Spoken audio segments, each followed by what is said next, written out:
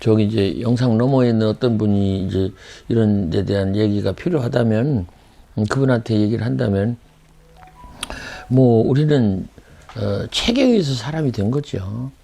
그 누구야 하이데커가 이제 언어는 존재의 집이다. 우리 나름대로 번역해서 짧게 해서 언어는 존재의 집이다. 인간이 언어가 없었다면 모든 문화, 우리 삶 자체, 역사 같은 이게 다 없었지 않겠어요. 근데 그 언어의 집약체가 책이지 않습니까? 그래서 아무리 인터넷 온라인 컴퓨터 이런 것들이 발전하고 좋아져도 이 페이퍼북은 없어지지 않는다. 저는 그렇게 생각해요. 그거는 우리가 이제 그 잡지를 보면 굳이 연간지, 반년간지, 그 다음에 개간지, 월간지, 격주간지, 이렇게 해서 나중에 일간지까지 나오잖아요. 그래도 이게 다 필요하잖아요. 그것처럼, 인터넷 이런 것이 나왔으니까, 책이 필요 없다. 저는 절대로 그렇게 생각하지 않습니다.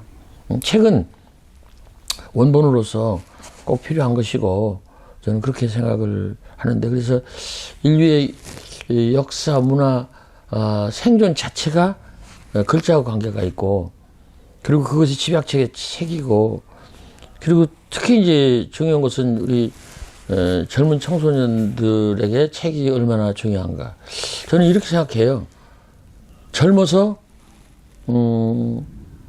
알 수 있었다면, 늙어서 할 수 있었다면, 이게 우리의 취약점입니다. 젊어서는 알 수 없는 거예요. 그래서 젊은이들에게 무한 자유를 주고, 알지 못하는 사람한테 무한 자유를 주는 거는, 이거는 정말로 생각해 볼 일이에요. 이게 아주 라떼니 꼰대니 이렇게 해도 어쩔 수가 없는데, 젊어서 알 수 있었다면, 그렇기 때문에 책을 읽어야 되고, 책 자체가 대리 경험 아니겠어요? 간접 경험이고 대리 경험이고, 내가 하지 못한 걸 책을 통해서 미리 아는 거 아니겠어요? 이때쯤 되면 이렇지 않는가? 그래서 그 책이라는 것은 인류의 삶 끝까지 갈 것이다. 당연하죠. 당연하죠. AI도 결국은 문자로 하는 거 아니겠어요? 그러니까 문자 곧 책, 그리고 특히 청소년들에게 있어서의 가장 취약한 것이 알 수 있었다면, 모른다 이거예요. 안다는 건 인생 얘기거든요. 인생 자체를 위해서 과학도 필요하고 예술도 필요한 것이지. 근데 이제 60, 70 넘어가면 인생이 이제 할 수가 없는 거예요. 여행도 못하고 밤새워 책도 못 읽고 그렇잖아요. 그래서 이제 나중에는 이제 물리학에서 말하는 엔트로피가 완전히 이제 정대가 돼서 100이 되면 그 다음에 이제 숨도 못 쉬고 죽는 거 아니겠어요. 그래서 저는 생각할 때 젊어서 알 수 있었다면, 늙어서 할 수 있었다면, 그런 우리의 그 제약점이 있는데 그걸 커버해 주는 것이 책이다. 그때 가장 또 여러 가지 책이 있겠지만은 이성에 호소하는 책이 있고, 이성에 필요한 책이 있고, 감성에 필요한 책이 있고, 영성에 필요한 책이 있다라고 저는 생각합니다. 교회나 절에서 이렇게 보는 책은 거의 영성하고 관계 있는 거고요. 그리고 우리 시집이나 특히 시집이나 이런 책하고 노래라든가 그림이라든가 이런 거는 감성, 젊은 애들이 얘기하는 감성, 감성. 의외로 애들이 감성에 대해서 이야기를 많이 합니다. 지금 젊은 친구들은 꼭 밥을 먹을 때, 어제도 어디서 밥 먹는데 딱 밥 먹기 전에 손대지 마세요 하고 사진부터 찍더라고요. 이게 이제 젊은 애들이 갖고 있는 어떤 감성적인 그 대응이거든요. 그래서 이 감성, 그래서 저는 생각할 때 인간의 그 마음 구조가 저 혼자 생각인데, 이거 스님도 그렇게 얘기를 하긴 했는 것을 내가 어디서 본 적이 있는데, 가운데 영성이 있고, 영성을 둘러싸고 있는 감성이 있고, 감성을 둘러싸고 있는 제일 가에 있는 지성이 있다. 그래서 영성, 감성, 지성. 근데 우리가 지금까지 교육이든 사회든 가정이든 살아갈 때 보면은 오로지 감성, 아니, 밖에 있는 지성 쪽으로만 접근하고 안에 영성은 더 말할 것도 없고 이 감성에 대해서 내박쳤다 이런 얘기예요. 특히 이 학교에서 하는 그 시 교육, 시 학습에 있어서의 분석적 시 교육, 시 학습, 그 따지면서 하는 시 학습, 그거 아주 위험하다고 저는 생각합니다. 아주 잘못된 거고 아주 위험한 거예요. 근데 누구도 그게 잘못됐다고 얘기를 안 하는 거예요. 왜 시를 분해하고 왜 따집니까?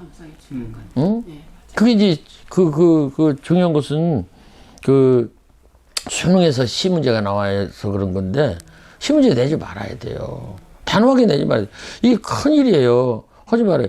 문창과에서도 시를 분석적으로 가르친다고 그러는데 미쳤지요. 잘못된 거예요. 그래서 지성, 감성, 영성. 나는 지성의 시대는 끝났다고 생각해요. 왜냐면 AI가 끝냈어요. 끝냈어요, 이제. 끝났다고요. 나태주 시를 AI가 쓴다니까요? 나 깜짝 놀랐어요. 왜 내 걸 내가 안 쓰고 걔가 써? 기계가 나태주 시를 쓴다 이거예요. 그러면 그 자료를 집어넣고 학습시키면 걱정이라고 그러더라고요. 이 AI를 아주 폭력적으로 불만, 불안, 폭력, 파괴적으로 자꾸 학습시키면 걔한테 핵폭탄 터트리는 보탄을 주면 딱 눌러서 터트리라 할 수 있다 이거예요. 그렇게 연결이 되면 그럼 인간은 그냥 지가 만들어 놓은 AI한테 그냥 당해버리는 거죠. 걱정이에요. 그래서 옛날 어른들이 얘기할 때 교육학에서도 참 많이 하시는데 인간을 왜 선한 것에 기준을 뒀느냐, 성선설, 성각설의 기준을 뒀느냐, 이 선한 것에 왜 뒀느냐, 그럴 때 그게 참 훌륭한 것이다 그런 생각을 하는데 다시 돌아가서 시는 철저하게 문학에서도 시와 소설과 수필과 평론이 있고 그에 이제 시나리오가 있다고 그러지만 그건 그 어떤 연극 이런 쪽으로 넣고 하여튼 그래서 그런 것들이 그래서 시곡 평론 시 소설이 있다고 수필이 있다고 이렇게 5개 장르가 있다고 그런다면 이 중에서 가장 인간의 그 감성에 호소하는 것이 시입니다. 그래서 제가 지금까지도 제일 고민하는 것은 이거예요. 15살부터 시를 썼는데 지금 78세, 79세까지 60몇 년 동안 내 고민은 이거예요. 내 마음같이 시를 쓰는 거예요. 내 마음같이. 아주 쉬워요.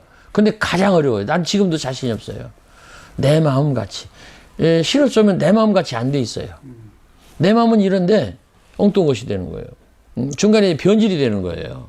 중간에 바꿔지는 거죠.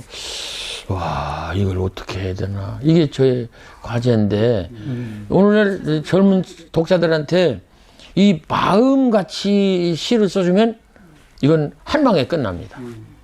응? 마음. 오늘날의 독자들은요, 필요해요. 필요하다고. 뭘 달라고 그래요. 지식을 달라는 게 아니고, 내 마음을 달래달라고 그럽니다.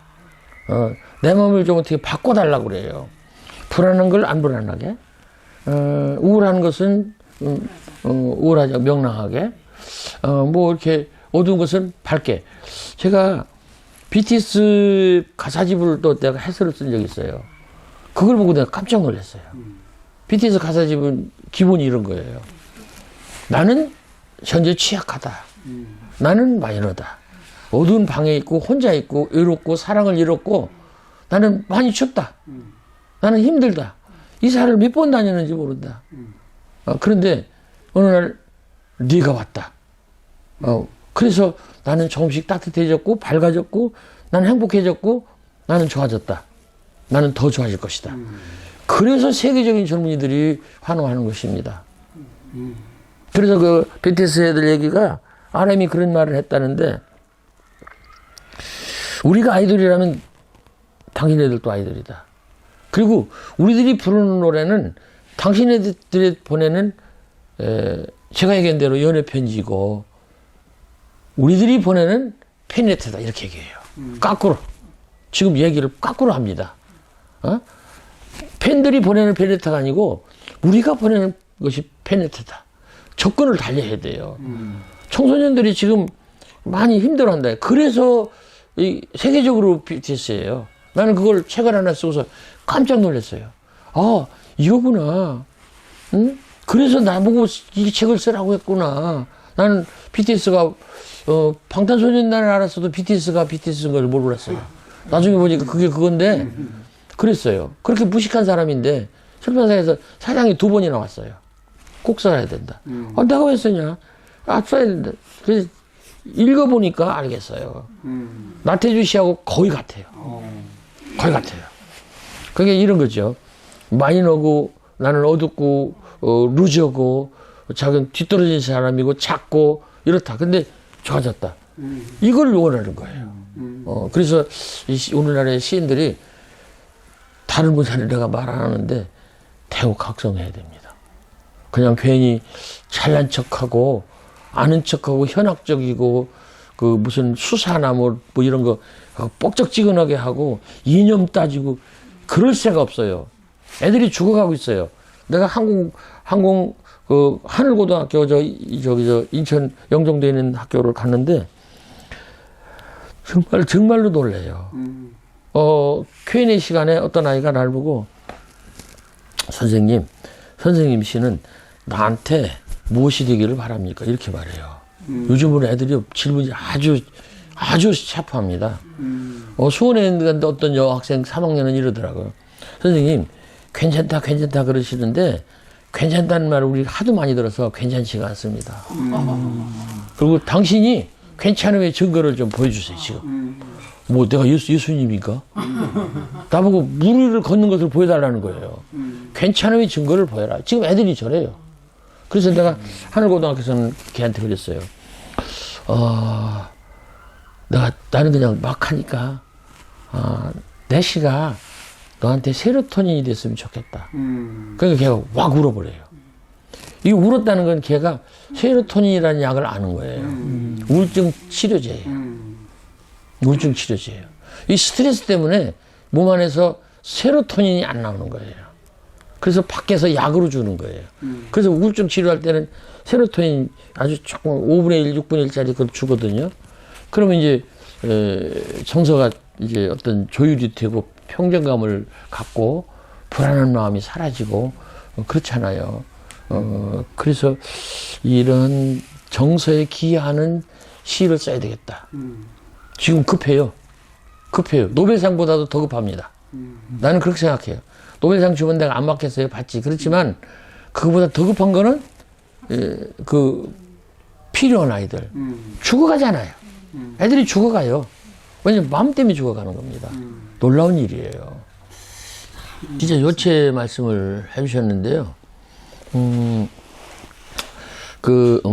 사랑이라는 게, 이 인간 삶의 기본은 난데, 이렇게 사람들을 볼 때 다 3인칭으로 처음에는 보인다 이거예요. 다 3인칭. 저. 그런데 오늘날 이게 자기 마음이 이제 바뀌고 그래서 2인칭으로 하나가 바뀐다 이거예요. 그래서 너, 당신, 님, 그대 이렇게 2인칭으로 바뀐다. 그러므로 세상이 바뀐다 그래요. 그래서 거기서 사랑이 싹 튼다. 이 세상 사람들은 나 1인칭과 모든 다 3인칭이라는 거죠. 그런데 한 사람이 나한테 와서 그가 2인칭이 되는 거예요. 그러므로 사랑이 이루어지는데 바로 그런 사랑 얘기는 없지만은 그 얘기를 제가 쓰지 않았나 싶어요. 그러니까 자세히 봐야 예쁘다, 오래 봐야 사랑스럽다. 제목이 풀꽃이니까 그 보잘것없는, 여기 집이 풀꽃 문학관인데 아주 보잘것없는 풀꽃도 향기도 없고 크기도 작고 보살피는 사람도 없는 그런 풀꽃도 자세히 보고 오래 보면 예쁘고 사랑스럽다. 이 아주 일반적인 거죠. 일반적인 건데, 근데 그 끝에 그 반전, 변용이 왔다 이거지요. 그래서 이건 중요하다고 저는 생각합니다. 시에서 우리 인생에서 장년기 이전까지는 반복 병치만 합니다. 반복 병치. 자세히 보아 예쁘다. 오래 보아야 사랑. 그러면 여기 반복 병치거든요. 자세히 오래 병치. 보아야 반복. 예쁘다 사랑스럽다 병치. 근데 이렇게 하다가 확 뒤집히는 부분이 있다 이거예요. 그게 한시에서는 그게 기승전결해서 전이거든요. 그리고 시조에서는 그게 종장이 첫구거든요. 어지보 태평연월이 명월이 반공산하니 그 부분이거든요. 셋째 줄 종장의 첫구 3호사삼의 3호. 하이쿠에서는 575의 5거든요. 오래된 연못 개구리 뛰어드는 그까지는요. 그까지는 반복 병치 이런 걸 따지기 전이지만은 변용이 없어요. 근데 퐁당 물소리가 오거든요. 퐁당 물소리. 그러니까 앞에 걸 확 뒤집으면서 확 돌아서면서 다른 얼굴을 보여준다고. 그러니까 반전 돌아서고 다른 모습을 보여준다. 그래서 이 너도 그렇다는 제가 이렇게 장황하게 따집니다마는 자세히 봐야 예쁘다, 오래 봐야 사랑스럽다. 평상적으로 나가다가 전혀 다른 너가 나온다 이게. 너는 아까 말씀드린 대로 모든 삼위층 중에서 한 사람의 2인칭이 나타날 때 사랑으로 바뀌는 것처럼 분명히 거기서 너는 소중한 존재예요. 소중한 존재. 어떤 할머니한테 얘기를 하니까 왜 나한테 반말하냐 그랬다고 그러는데 그건 그렇지 않고 문장에서 너도 그래서 사랑하는 존재인데 소중한 존재, 중요한 존재인데 바로 너도 당신도 그렇다. 나만 그런 게 아니고 풀꽃만 그런 게 아니고 다른 것만. 그 여기서 반전 변용이 오는 거죠. 그래서 인생에서도 반전 변용이 와야 됩니다. 서정주 선생의 국화잎에서도 그립고 아쉬움에 가슴 조이던 뭔 이게 거기가 반전 변용이 오는 구절이거든요. 그래서 정말로 좋은 시는요 뒤에 반전 변용이 있고 정말로 잘 산 사람의 인생은 뒷부분에 반전 변용이 있어요. 저 사람이 저랬어? 한자말로 얘기하면 사별삼일이면 괄목상대라는 말이 있는데 바로 그런 것 같은. 현비가 3일 동안 헤어져서 안 보고 살았을 때는 그 눈을 찢고 바라볼 정도로 달라져야 된다. 이것이 그 얘기거든요. 사별삼일이면 괄목상대라. 그래서 이 시에서도 꼭 그런 연결은 아닙니다만은 반전 변용 부분이 교수님이 말씀하신 너도 그렇다입니다. 이게 없었더라면 이 시는 없는 거죠. 그래서 그 아까 영성, 감성, 이성 이런 얘기를 할 때 자세히 봐야 예쁘다는 말은 오래 봐야 사랑스럽다는 말은 감성에서 지성 부분의 도움을 받아서 나온 문장이고요. 너도 그렇다는 감성 부분에서 영성 부분의 도움을 받아서 나온 문장이라고 저는 생각합니다. 그래서 정말로 좋은 시에는 이와 같이 영성의 도움을 받아서 나온 시 부분이 있어요. 그거를 추사 선생의 이야기로 풀으면 금잔옥대라고 말할 수가 있습니다. 금잔옥대라는 것은 수선화를 보고 추사 선생이 하신 말씀인데 제주도 수선화는 요만큼밖에 안 합니다. 작은데 그 바탕에 그 꽃잎이 아주 하얀 꽃잎 5잎인가 6잎이 굉장히 아주 선명한 백색으로 있고 가운데 그 금으로 만든 술잔처럼 이렇게 꽃술이 나와 있어요. 그걸 보고 추사 선생이 금잔옥대다. 금잔도 필요하지만 옥대도 필요하고 금잔은 옥대는 왜 필요한가? 금잔을 위해서 필요하다. 그래서 이형기 선생의 낙화 같은 시를 보면 가야 할 때가 언제인가를 분명히 알고 떠나는 사람의 뒷모습은 얼마나 뭔가 그 아름다운가. 그게 금잔 부분이다. 그래서 나머지 부분은 필요 없는 게 아니라 옥대로서 이 부분을 바치는 부분이다. 그러면 나태주의 시도 자세히 봐야 예쁘다, 오래 봐야 사랑스럽다는 옥대 부분이고 그 위에 너도 그렇다가 금잔으로 쓴 것이 아닌가. 장황합니다만은 그렇습니다. 아, 아팠어요? 네. 아파서 한 번 죽었어요, 제가. 그래서 제가 20대 때 들은 얘기인데, 살아난다는 보장만 있다면 젊어서 죽을 병에 한번 걸려보는 것도 나쁘지 않겠다. 제가 제일 좋아하는 말 중에 하나입니다. 어디에도 책에 있지도 않은 말인데, 나는 그래서 젊은 친구들, 젊은 시대 젊은 아이들이 귀를 열어놓고 이야기를 많이 들어야 돼요. 저는 참 좋은 어른들의 말을 많이 들어서 감사하게 생각합니다. 책에 있는 게 아니고. 외할머니는 날 보고 너는 머리가 좋은 애가 아니야. 노력하니까 그만큼이나 하는 거야. 이렇게 말씀하셨고요. 다른 말씀 많이 하셨지만 할머니는 하늘을 나는 새들을 봐라. 먹이를 배부르게 먹지 않는 것이 새다. 그래서 꼭 그렇게 가난한 집인데도 밥을 반 그릇이나 조금 3분의 1은 꼭 남기셨어요. 그런 말씀이라든가. 전봉곤 선생이라고 하는 그 시인인데 그분이 저한테 본인도 잊어버렸겠지만은 당신의 경험을 얘기를 하는 것 같아요. 살아난다는 보장만 있다면 젊어서 죽을 병에 걸려보는 것도 나쁘지 않겠다. 김구용 선생이라는 분은 또 잘 알려지지 않은데 훌륭한 시인입니다. 그분은 참 재밌는 얘기를 하더라고요. 나형 내 시의 원수 좀 갚아줘.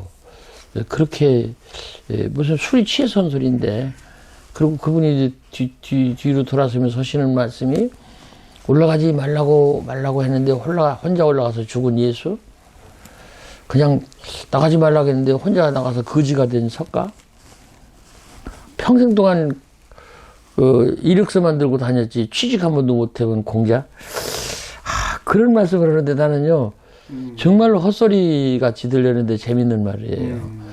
박목원 선생 얘기는 다른 말씀도 많이 했지만은 저한테 나군 서울 같은 데는 올라오지 말고 시골에서 시나 열심히 있어.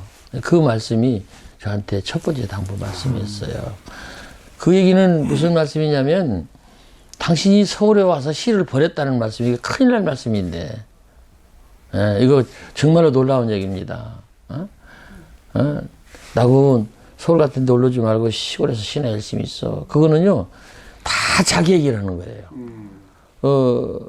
다 자기 얘기를 잘 들어보면 그 속에 답이 있어요. 본인이 서울에 와서 시가 만족하지가 못한 거야. 어쩔 수 없이 서울살이 하다 보니까. 그래서 전반부에 대구에 경주에 살았던 시가 훨씬 좋았다는 얘기를 그렇게 하시더라고요. 와, 나 참 본인도 모르시는 거예요. 이게 바로 영성이라는 겁니다. 본인도 확실하게 모르고 말을 해요. 근데 이 언어는 지성, 감성, 영성에 다 연결이 되어 있기 때문에 언제는 거기서 자기도 모르는 말을 해. 그게 시라고 생각합니다. 자기도 모르는 말을 해요. 그래서 때때로 시인은 관상쟁이이기도 하고 점쟁이기도 하고 무당이기도 하고 약간 미친 인간이기도 해야 시인이다.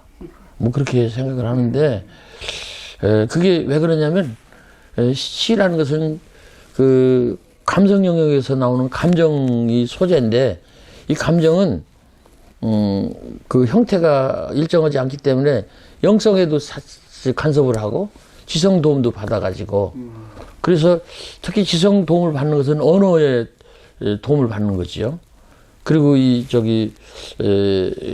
감성은 영성은 영감이라든가 자기도 모르는 어떤 신비한 어떤 그런 느낌, 그런 생각, 특히 저는 본능적인 어떤 것에서 끌어오르는 어떤 것, 뭔지는 모르지만은, 그래서 이 감성에서 나오는 감정, 이 언어가 지성의 도움도 받고 영성의 간섭도 받고 거기서 팍 이렇게 연꽃처럼 피어오는 곳이다. 그렇게 생각을 합니다.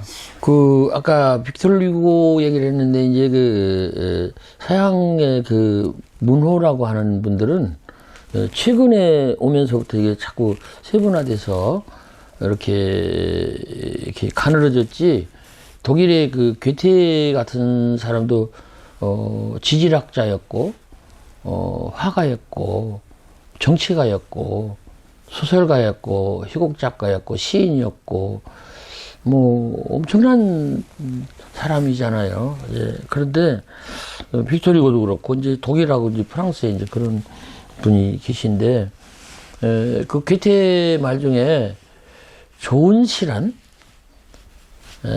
어린이에게는 노래가 되고, 청년에게는 철학이 되고, 노인에게는 인생이 되는 시다. 좋은 시란, 한 편의 시가 어린이에게는 노래가 되고, 청년에게는 철학이 되고, 노인에게는 인생이 돼. 괴테 얘기예요. 나는 그 얘기를 좀, 젊은 시절에 듣고, 내 감정처럼 표현하는 것이 내가 시가 되어야 되겠다는 생각을 하는 것과 동시에 이게 가장 큰 숙제였어요. 어떻게 하면 내 시가 어린이에게는 노래가 되고 청년에게는 철학이 되고 노인에게는 인생이 될까? 그걸 시에서 찾아보니까 아까 얘기한 대로 윤동주하고 김소월을 하고 만납니다. 그걸 찾아보니까 그러니까 높은 봉우리는 아닌데 이 세대 통합이랄까 세대의 벌어진 것을 뭐라 그래 이게 이제 간격을 이것이 굉장히 넓은 거예요. 윤동주하고 김소월이 특히 김소월 선생의 시 중에서 엄마의 누나야라는 시를 보면 괴테의 주문에 그래도 합당한 시예요. 애들이 읽으면 그냥 노래예요. 젊은이가 그걸 읽으면 나도 열심히 해서 그런 전원주택 짓고 그렇게 앞마당에는 칼리페 노래 금모래밭 이렇게 살고 싶다. 노인네들이 읽으면 맞아 나도 그런 때가 있었지. 이렇게 할 수 있는 인생이 되는 추억이 되고 히스토리가 되는 그래서 그런 생각을 했어요. 나는 사실 무식한 사람이라서 공부를 많이 했어요. 이렇습니다. 내가 무식하다 그러면 아무것도 모른다는 뜻이 아니고 남의 식이 두루오지 않았다는 뜻이에요. 그게 남의 지식이 두루지 않았다. 내 인생만으로 내가 나름대로 가냘프고 보잘것없고 좀 그 수준이 낮지만 아주 얘기하면 시골에서 하면 개똥철학이에요. 개똥철학. 그건 내 나름대로 이건 이래 내 나름대로 이래. 아니 책에서 그런 게 아니고 내가 그래 그 얘기입니다.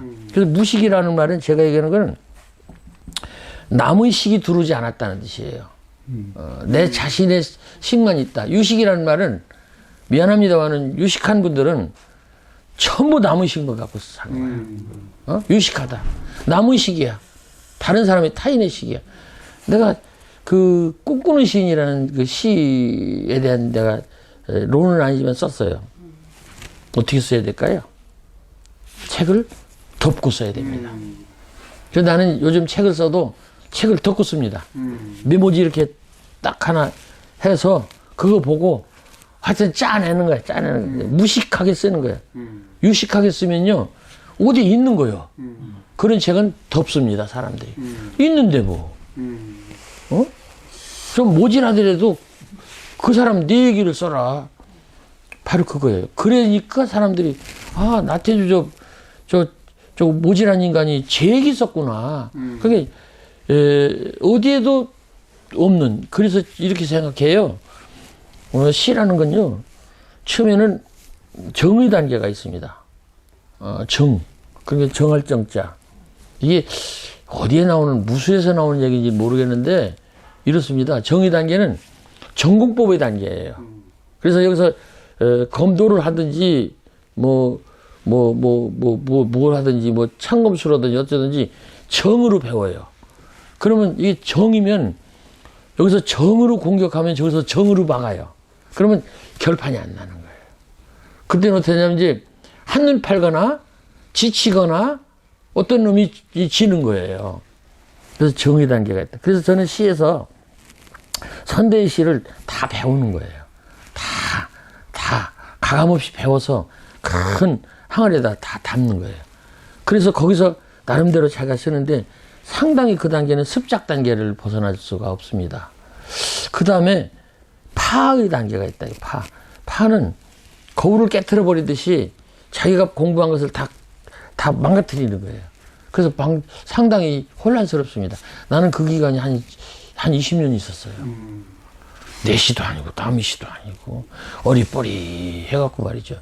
근데 풀꽃을 쓸 때 그때 임시에서 제가 리의 단계를 조금 제가 알았어요. 리는 이별한다는 리자이기도 하고 다르다는 이자이기도 해요. 듣도 보도 못한 시. 그런데 그거는 나도 알고 너도 아는 시. 이게 중요합니다. 한 번도 듣도 보도 못했는데 그 시가 나도 알고 너도 아는 거예요.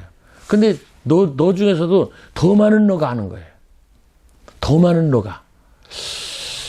또 말을 바꿔본다면 시인은 샘물의 시기가 있고 저수지의 시기가 있다. 근데 무조건 저수지로 가는 게 아니고 샘물을 품은 저수지에 된다는 게 내 생각이에요. 같은 정파리하고 비슷한 건데 일단은 시인이 처음에 시를 쓸 때는 정의 단계로 자기 슬픔과 자기 원망과 자기 경험을 가지고 자기 하소연과 자기 고백을 합니다. 내 얘기를 하는 거예요. 누구한테? 너한테. 사랑의 대상한테 하는 거예요. 그렇게 하다가 그렇게 끝까지 가면 안 돼. 그러다가 그 샘물에 저수지를 자기가 만드는 거예요. 다른 사람 물을 받아요. 약간 흐린 물도 받고 깨끗한 물도 받고 하여튼 남의 물을 받는 거예요. 그래서 벙벙하게 이제 둔벙을 만드는 거죠. 근데 그렇게 만들어가지고 그냥 그게 둔벙이 돼버리면 안 돼요. 여전히 자기 샘물이 있어야 돼. 그래서 샘물의식이 저수지의식이 근데 그 저수지가 이렇게 되기를 바랍니다. 샘물을 여전히 품고 있는 저수지. 그러니까 다른 사람의 물을 받아들였으나 거기에 여전히 내 물을 솟아서 거기서 같이 섞어서 그래서 나의 슬픔, 나의 고통, 나의 원망, 나의 하소연이지만은 그것이 바로 다른 제3자들의 하소연이고 고통이고 원망일 수도 있는 것들을 써내는 거예요. 그걸 저는 디스커버리라고 생각합니다. 말하자면 이 발명은요 매우 불편해요. 발명은 시로 본다면 이상 선생의 시 같은 게 발명이에요. 한 번도 있어보지도 않은 것을 찾아내는 거예요. 아니 만들어내는 거예요. 찾는 게 아니에요. 근데 발견은 이미 있었던 것 중에서 하나를 어떤 걸 찾아내는 거예요. 맞아 이거 있었잖아. 그러면 맞아 나한테 있는데. 그래서 제가 얘기를 했어요. 시는 뭐냐? 시 길거리에 버려진 것 중에서 내가 찾아서 그걸 보석으로 찾는 거예요. 길거리에 버려졌으니까 다른 사람 다 아는 거예요. 다른 사람 다 밟고 간 거예요. 근데 그걸 찾아서 이게 보석이야. 그리고 다른 사람들이 보석으로 받는 거예요. 그래서 저는 그렇게 생각을 해서 뭐 굳이 뭐 잘 쓰려고 안 하고 내 인생에서 발견한 것을 보여줍니다. 사랑의 답함. 예쁘지 않은 것을 예쁘게 보아주는 것이 사랑이다. 좋지 않은 것을 좋게 생각해 주는 것이 사랑이다. 싫은 것도 잘 참아가면서 나중까지 아주 나중까지 그렇게 하는 것이 사랑이다. 정확하게 외우지는 않았습니다만은 이게 제가 주례 할 때 꼭 적어가지고 가서 꼭 읽어주는 문장입니다. 우리 인간에게 제일 중요한 것이 시간 같습니다. 우리 젊은 친구들이 계시다면 그 시간에 대해서 조심을 하시고 주의를 하시기 바랍니다. 제가 한 말 중에 피보다 진한 건 물이고 아니 물보다 진한 건 피고 피보다 진한 것은 시간이다. 그런 이야기를 제가 또 해냈습니다마는 이 시간이 가장 무서운 명령자입니다.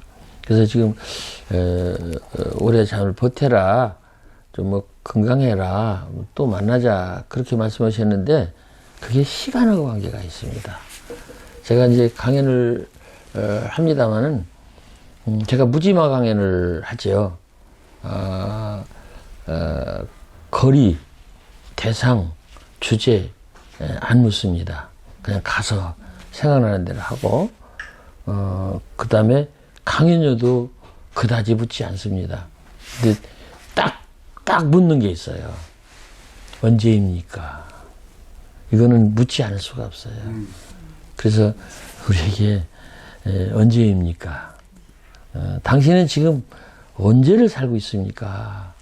언제로 가고 있습니까? 이 시간이 가장 중요하다고 생각합니다. 그래서 우리 앞으로 시간을 더 많이 가졌으면 좋겠습니다.